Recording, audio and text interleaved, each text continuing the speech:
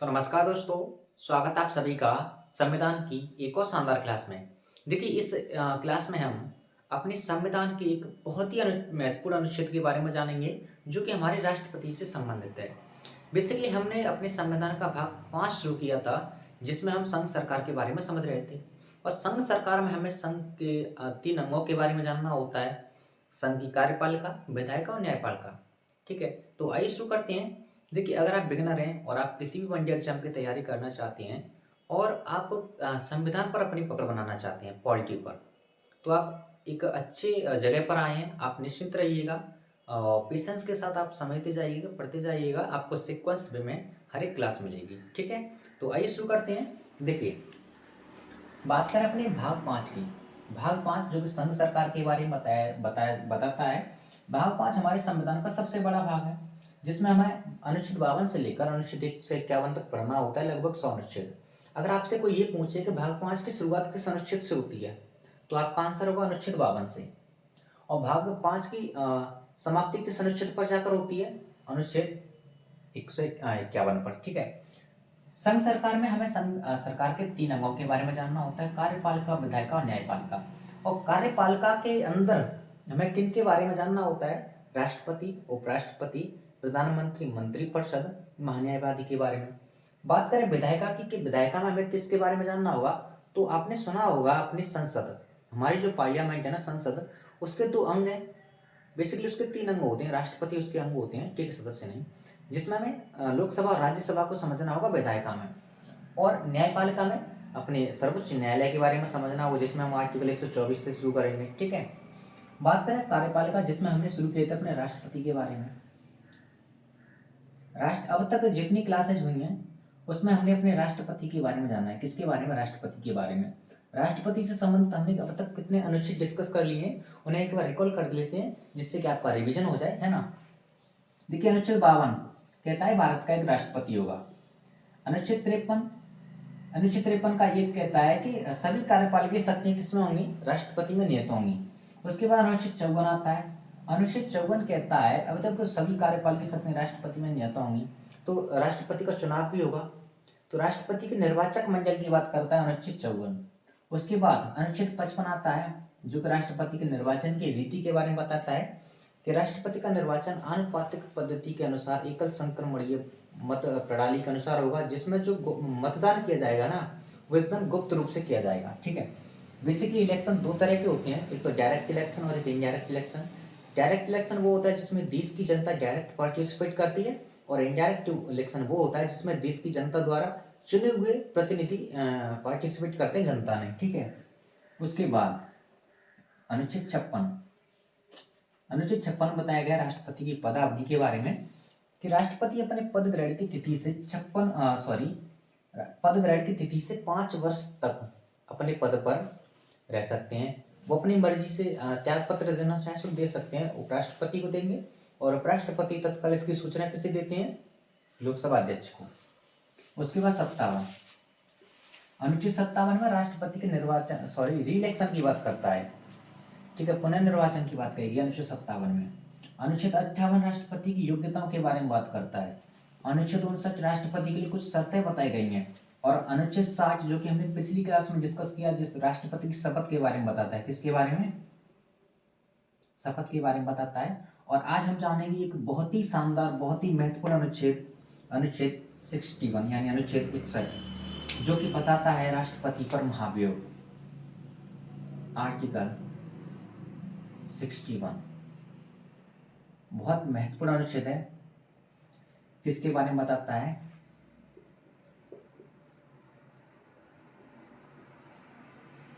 किसके बारे में बताता है? राष्ट्रपति पर महाभियोग के बारे में। किसके बारे में? राष्ट्रपति पर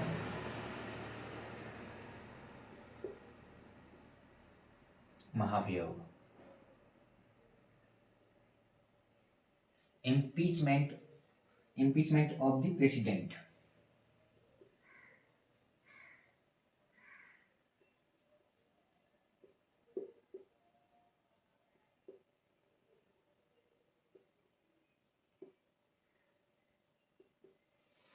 अब राष्ट्रपति पर महाभियोग क्यों लगाया जाता है, क्या इसका कारण है जिसकी वजह से राष्ट्रपति पर महाभियोग लगाया जाता है? तो इसका कारण है कि यदि राष्ट्रपति पर महाभियोग क्यों लगाया जाता है, इसका कारण है, क्या कारण है, कारण समझ लेते हैं। यदि राष्ट्रपति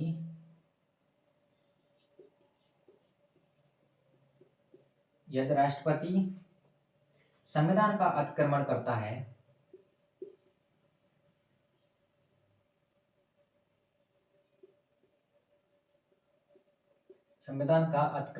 है, वायलेशन करता है, अतिक्रमण यानी आप कह सकते हैं वायलेशन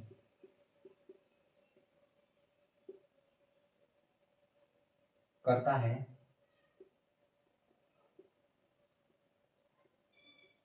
तो उसके विरुद्ध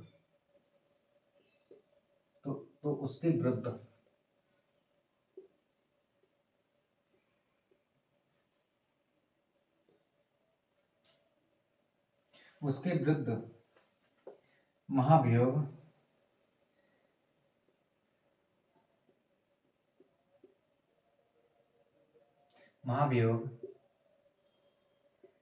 चलाया जा सकता है।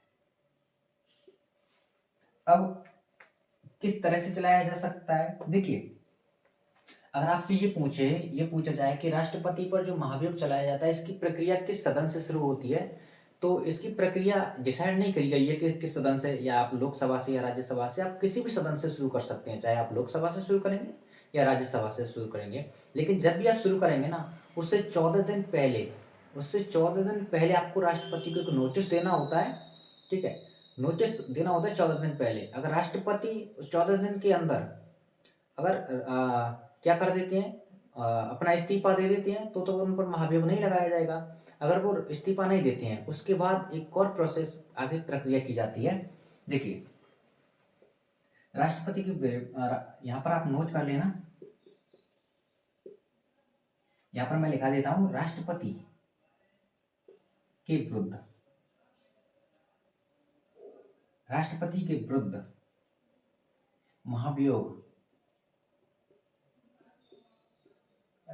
विरुद्ध महाभियोग संसद द्वारा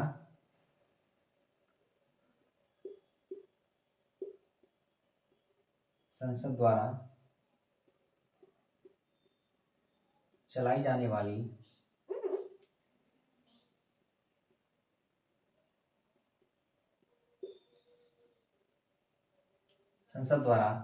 जाने वाली एक कैसी प्रक्रिया है, एक अर्ध न्यायिक क्या है, प्रक्रिया है।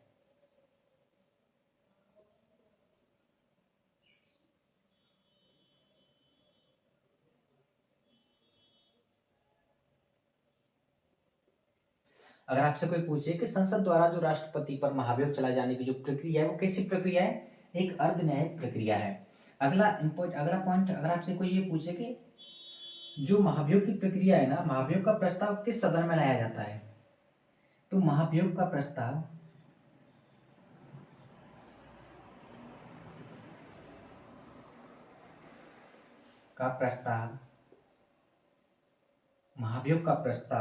किसी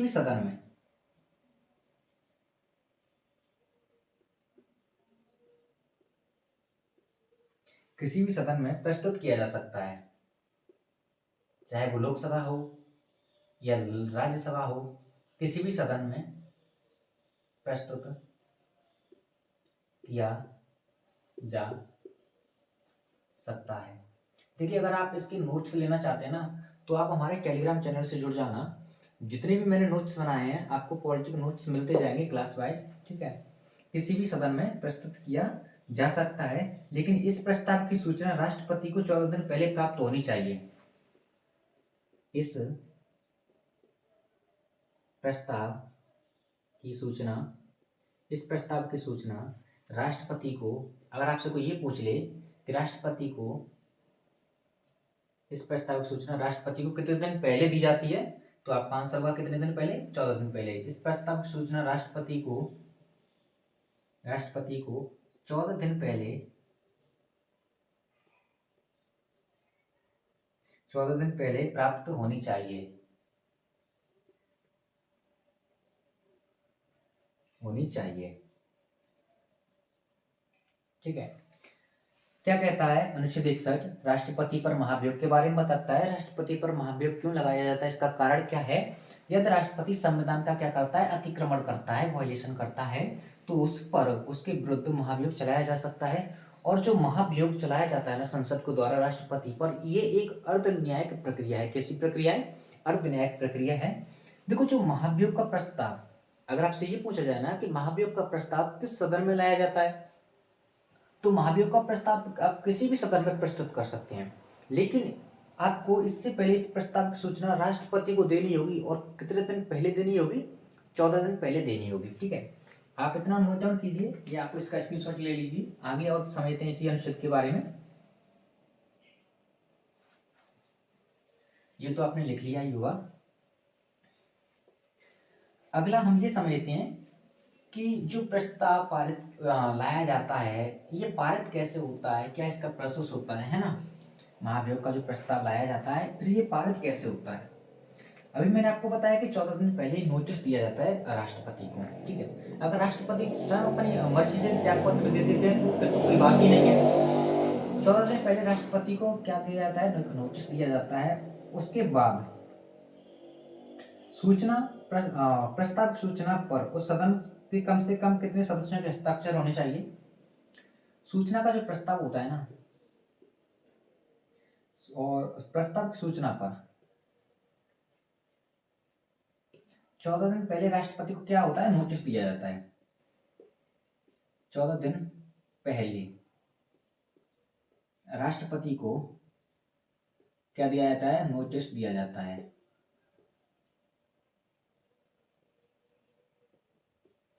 दिया जाता है।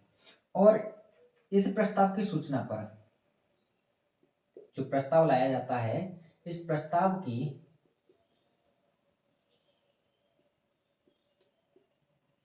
सूचना पर, प्रस्ताव की सूचना पर, प्रस्ताव की सूचना पर उस सदन के, जिस भी सदन में ये प्रस्ताव लाया जाएगा, उस सदन के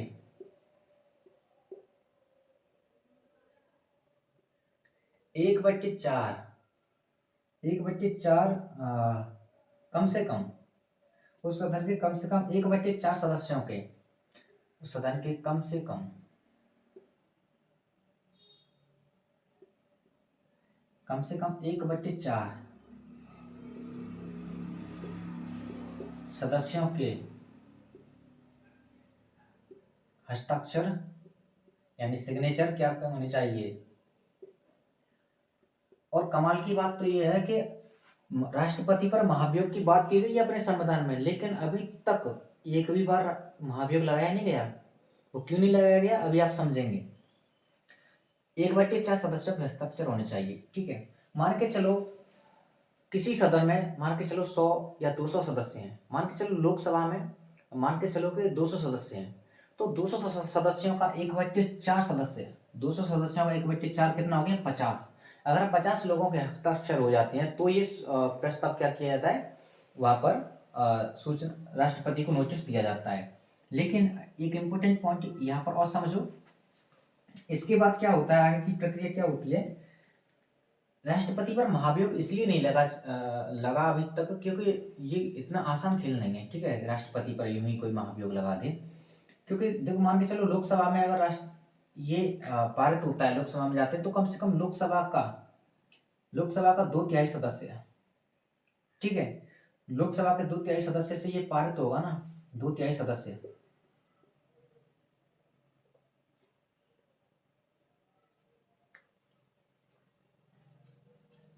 मान के चलो ये लोकसभा में लाया गया है। ठीक है, सदस्यों के हस्ताक्षर हो गए, राष्ट्रपति को नोटिस दे दिया, और लोकसभा का 2/3 सदस्य अगर इसे पास कर देता है, क्या कर देता है? पास कर देता है, तो ये कहां जाएगा? राज्यसभा में। और राज्यसभा का 2/3 सदस्य अगर इसे पास कर देगा तो क्या होगा, फिर महाभियोग लग जाएगा।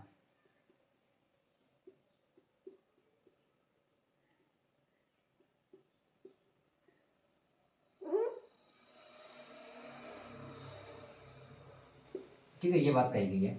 अब आप इसे ध्यान से समझना, राष्ट्रपति पर महाभियोग लग जाएगा और राष्ट्रपति पद क्या समझा जाएगा, रिक्त समझा जाएगा। राष्ट्रपति पद क्या समझा जाएगा, रिक्त समझा जाएगा। एक बार और समझ लेते हैं इसे बहुत अच्छे से। देखो, अनुच्छेद 61 में कहा गया है राष्ट्रपति पर महाभियोग, इम्पीचमेंट ऑफ द प्रेसिडेंट। राष्ट्रपति पर महाभियोग क्यों लगाया जाता है, इसका कारण है कि अगर राष्ट्रपति अपने संविधान का अतिक्रमण करता है तो राष्ट्रपति पर महाभियोग लगाया जा सकता है। और राष्ट्रपति पर महाभियोग लगाने जो प्रस्ताव, जो सूचना लाई जाती है, उस पर जिस सदन में लाया जाएगा उसके 1/50 सदस्यों का क्या होना चाहिए, हस्ताक्षर होना चाहिए। और वो प्रस्ताव की सूचना राष्ट्रपति को कम से कम 14 दिन पहले बतानी चाहिए। ठीक है, 14 दिन पहले ये सूचना राष्ट्रपति के पास पहुंचनी चाहिए, एक नोटिस पहुंचना चाहिए। अगर इसके अंदर राष्ट्रपति अपना त्याग पत्र स्वयं दे देते हैं तो कोई बात नहीं है। अगर राष्ट्रपति स्वयं त्याग पत्र नहीं देते, तब आगे की प्रोसेस होता है कि अगर ये लोकसभा से पारित हो रहा है तो लोकसभा का 2/3 सदस्य पास कर दे और राज्यसभा का 2/3 सदस्य पास कर दे तो राष्ट्रपति पर महाभियोग लग जाता है। ठीक है, ये प्रोसेस है। और अगर आपका कोई क्वेरी हो, कोई आपका क्वेश्चन हो तो आप कमेंट करके जरूर पूछ लेना, उसका सॉल्यूशन आपको मिल जाएगा। ठीक है, तो आज की क्लास में इतने रखते हैं। क्लास अच्छी लगी तो लाइक करना, शेयर करना अपने दोस्तों के पास और चैनल को सब्सक्राइब जरूर कर लेना। ठीक है, ताकि आपको प्रॉपर वे में हर एक वीडियो का नोटिफिकेशन मिलता रहे।